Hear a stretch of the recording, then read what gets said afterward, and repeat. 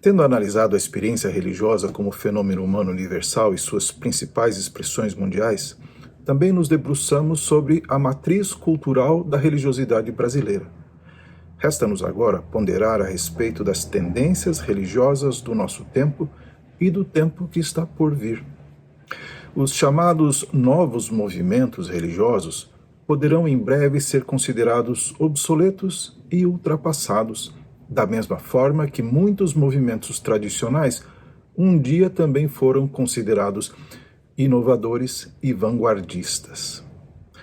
O fato é que também o fenômeno religioso está sujeito às vicissitudes do tempo e é passível de sofrer transformações.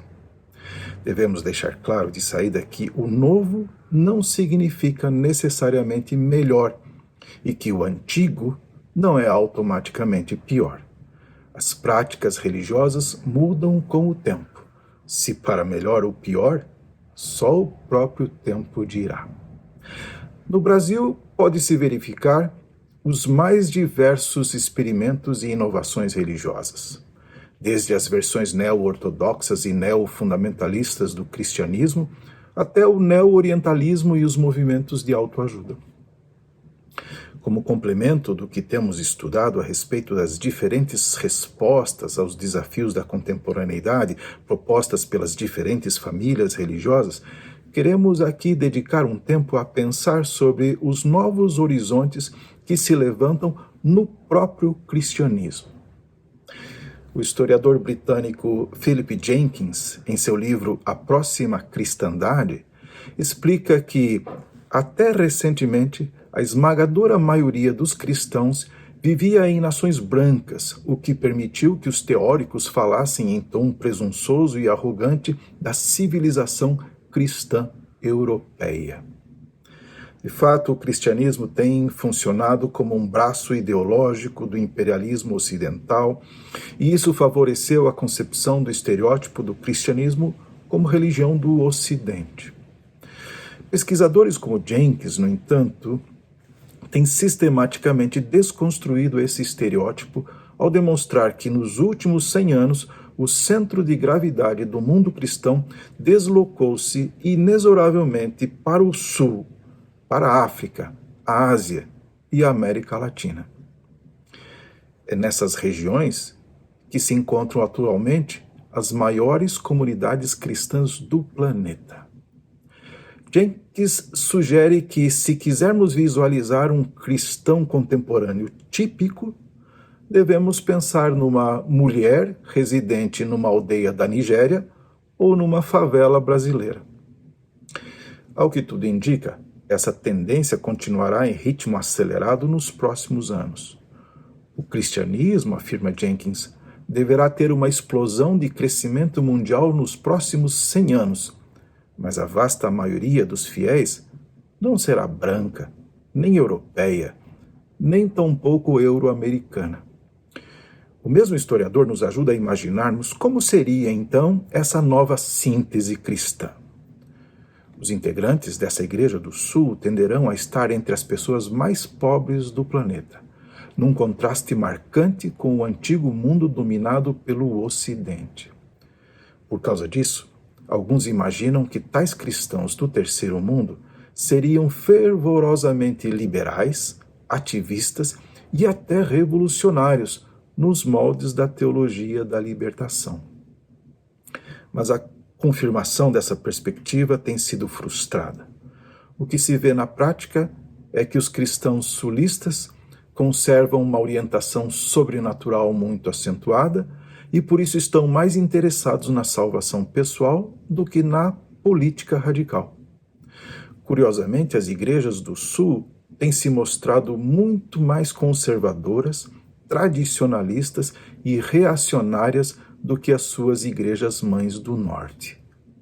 Essas novas formas de ser igreja, que ainda se auto-identificam como cristãs, em algumas décadas comporão a maioria e definirão o perfil da nova cristandade com sua pregação de uma fé pessoal profunda e uma ortodoxia comunal, assim como o misticismo e o puritanismo calcados no que supõe ser a autoridade das Escrituras.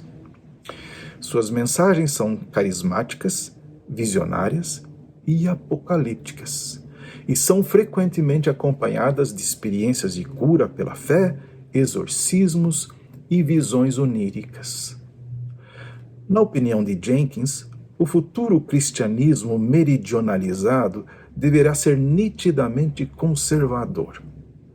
Sim, tradicionalista, ortodoxa e voltada para o sobrenatural. De todas essas características, a que mais deve nos causar preocupação é a ascensão do fundamentalismo intolerante e truculento. Tais movimentos tendem a considerar a fidelidade política como secundária em relação às crenças religiosas.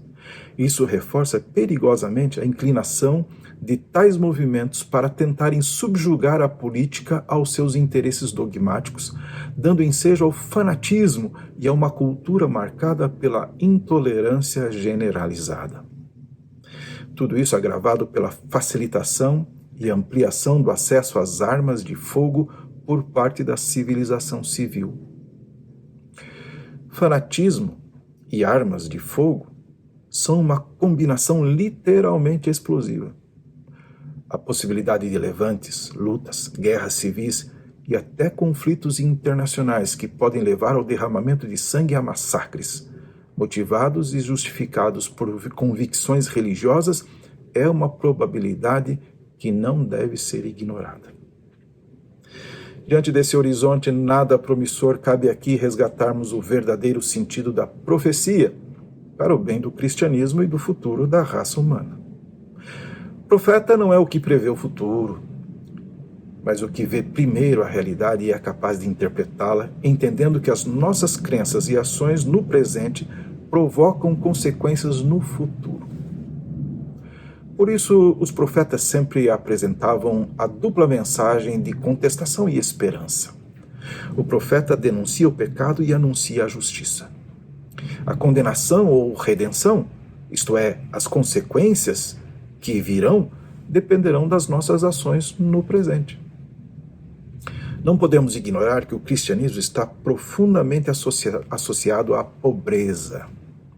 Como escreveu Jenkins, o cristão típico não é um manda-chuva branco rico dos Estados Unidos ou da Europa Ocidental, mas uma pessoa pobre, não raro, inimaginavelmente pobre.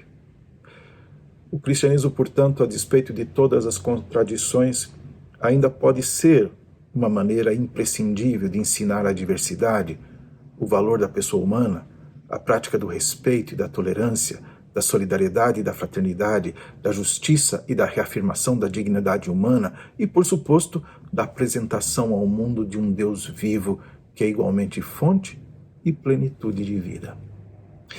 Estudar o fenômeno religioso mundial é de suma relevância.